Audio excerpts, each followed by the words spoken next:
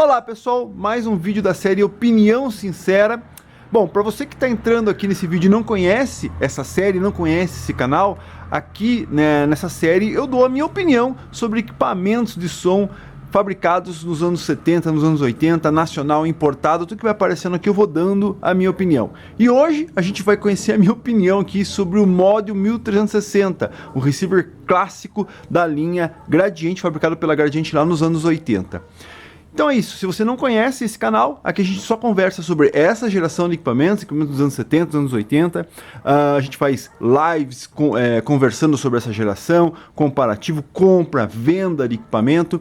Então se você tem interesse, inscreva-se no canal e ative o sininho que você vai ser sempre notificado quando eu lançar um vídeo novo aqui, ok? Então é isso, aqui na Opinião Sincera normalmente eu ponho lá, eu faço uma lista, pontos positivos e pontos negativos dos equipamentos, e no caso aqui hoje do 1360.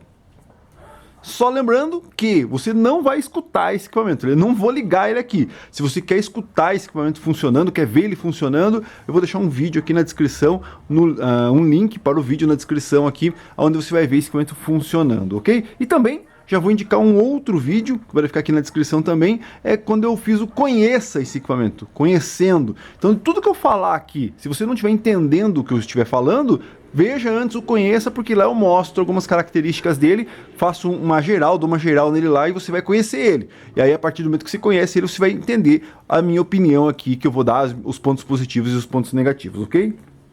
E também vou indicar uma playlist, vou deixar aqui na descrição, de outros equipamentos que eu já fiz opinião sincera. Então eu já fiz opinião sincera de vários equipamentos aí, e aí vou deixar aqui uma playlist e você assiste lá de outros equipamentos. Talvez lá nessa lista tenha algum equipamento que possa te interessar, saber alguma curiosidade, alguma coisa que eu acho, né, que às vezes você não percebeu, mas que eu vou lá e coloco como ponto positivo ou negativo. Dá uma olhadinha na playlist aí. Então é isso, vamos começar com os pontos positivos, tá? Bom, eu sempre gosto de falar um pouco da aparência do equipamento. Então, ponto positivo, é um equipamento bonito? Sim, é um equipamento bonito. Mas ele vai entrar também no ponto negativo. Calma aí que lá quando chegar no ponto negativo você vai entender o porquê. Então sim, é um equipamento muito bonito. Olha só, aço escovado, os botões todos com essa pintura cromada, né? O acrílico, o visor do sintonizador AM/FM dos anos 70, dos anos 80 é muito bonito, né? Hoje você tem um quadradinho com 3 letrinhas lá, com 3 números, na verdade 4 números ou 5 números e mais nada. Aqui você tem um visor bonito. Então o visor analógico desses equipamentos é muito legal, muito bonito, e é isso que chama a atenção dos receivers hoje, né? O painel analógico. Então sim, é um equipamento bem bonito e é um ponto positivo na minha opinião. Segundo ponto positivo, que é uma diferença entre os equipamentos que vieram abaixo dele, assista o vídeo que eu fiz lá conhecendo, que eu vou citar um pouco os equipamentos que vieram antes dele, o 1260 e o 1060. Então um ponto positivo para esse equipamento aqui são os VUs, na verdade uma sequência de LEDs onde você consegue visualizar o teu sinal, o sinal que está entrando no equipamento, sinal de áudio. Então sim, é é uma característica muito bonita do equipamento. Aqui ele tem uma sequência de LEDs, veja lá ele tocando. Então sim, é um ponto positivo esses LEDs, que é diferencial para os equipamentos anteriores, aí, os equipamentos mais simples dele. Ponto positivo, LEDs, uma sequência de LEDs aí que ele tem aí, ok? Outro ponto positivo, principalmente com relação aos anteriores a ele, seria as duas conexões de tape deck. Então você tem duas conexões monitor A e monitor B, coisas que os modelos anteriores a ele, dessa marca, não tem. A concorrente tem equipamentos que tem duplo tape deck até nos modelos mais simples, ok? Mas sim, é um ponto positivo você ter duas conexões monitor. Então você poderia colocar 2 tape decks, que era uma tendência dessa geração para cima, você ter 2 tapes, do famoso duplo deck, né? Então você ter duas conexões, lembrando que essas conexões não servem só para tape deck, mas sim para qualquer equipamento que entre e saia, um equalizador, uma câmera de eco, qualquer coisa que você queira ligar. E ele tem duas dessas conexões e isso é um ponto positivo. Outro ponto positivo, que também é um diferencial para o modelo anterior a ele, o 1260, é o FM Center ali, né? Então você consegue centralizar o teu FM, a tua sintonia, de uma maneira que ele te diz ali exatamente a hora que você está bem sintonizado. Isso aí é uma característica dos sintonizadores. Quer dizer o quê? O sintonizador, que é uma peça separada, exclusiva para AM/FM, né? Mais um ponto negativo, como eu disse, ele é um equipamento top. Você incorpora nele o melhor sintonizador, o melhor amplificador, mas não o melhor pré-amplificador.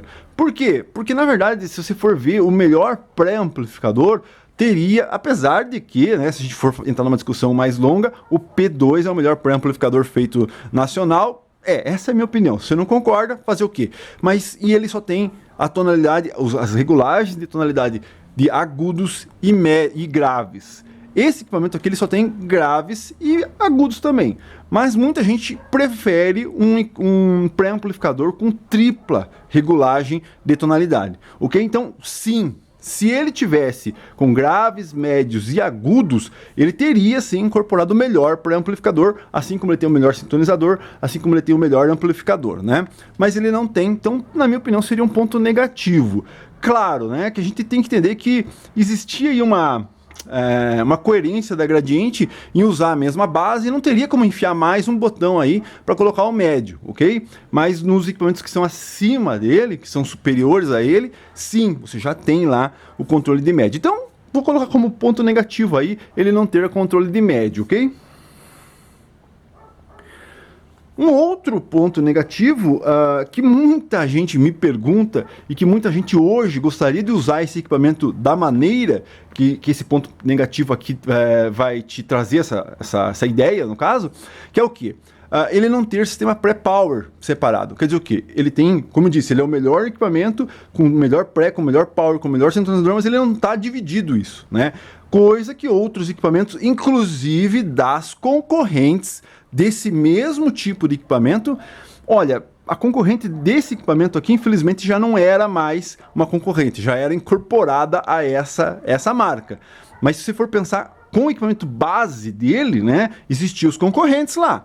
E os concorrentes traziam a opção pré-power, correto? E esse equipamento não tem essa conexão pré-power, que poderia ter sim essa conexão. Para quê? Para você poder utilizar só o amplificador dele, como disse, é um bom amplificador, ou para utilizar o pré dele, que já não é um bom pré, mas você poderia usar. Muita gente vem e me pergunta, eu posso usar o 1360 numa H2, no PM5000? Na verdade não, né? Na verdade não. Muita gente vem e fala, usa pelo fone de ouvido, use por ali, por ali.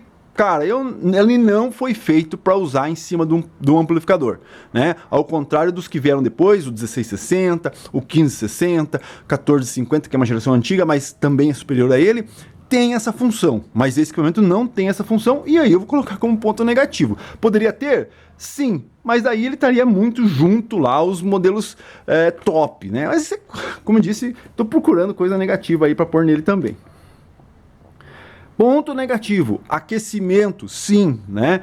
Como eu disse, ele tem a mesma base, a mesma estrutura do 1060, que é um equipamento mais simples, não tem tanto problema. Que o 1260, que é um equipamento mais simples, o amplificador é quase igual, mas não é igual, então ele tem um problema de aquecimento. Por quê? Porque, na minha opinião, ele fica muito no limite da estrutura para o amplificador que está interno dentro dele. Como assim? Você tem que entender que aqui a gente tem um pré, um power e um sintonizador, tudo na mesma caixa, né?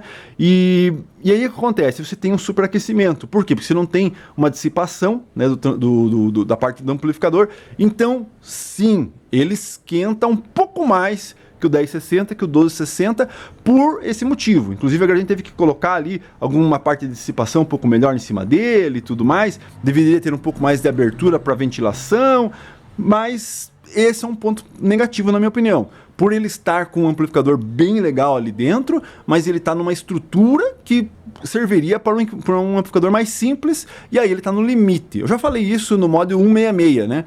Que você tem um amplificador bem legal dentro do Mod 166, mas por ele ser muito compacto, muito compactado as peças lá dentro, ele sofre com aquecimento. Por quê? Porque não tem dissipação. Equipamentos antigos, pessoal, eles têm a dissipação via ar, né? Dissipação, não existe dissipação forçada, ventilada como os equipamentos modernos. Então, você tem um equipamento fininho que tem ventilação forçada lá. Isso aqui não, né? Então, ele precisa sim ter tamanho, precisa ter dissipação. O dissipador precisa ser grande para poder dissipar todo o ar que ele consome, toda a temperatura, né, que ele consome, ele precisa mandar para fora, você entendeu? Então é por isso que ele está no limite aí do amplificador dele, ele aquece um pouco, sim. Outro ponto negativo, estou forçando um pouco a barra aqui, mas é por causa dos fusíveis internos. Como assim? A Gradiente lá no início usava os fusíveis externos, né? Aquele que você tem aquele rosquinha lá atrás e tudo mais. Se você for pensar com os concorrentes desse equipamento, você tem fusível externo. Então você consegue, parou o equipamento, vou lá, verifico o fusível.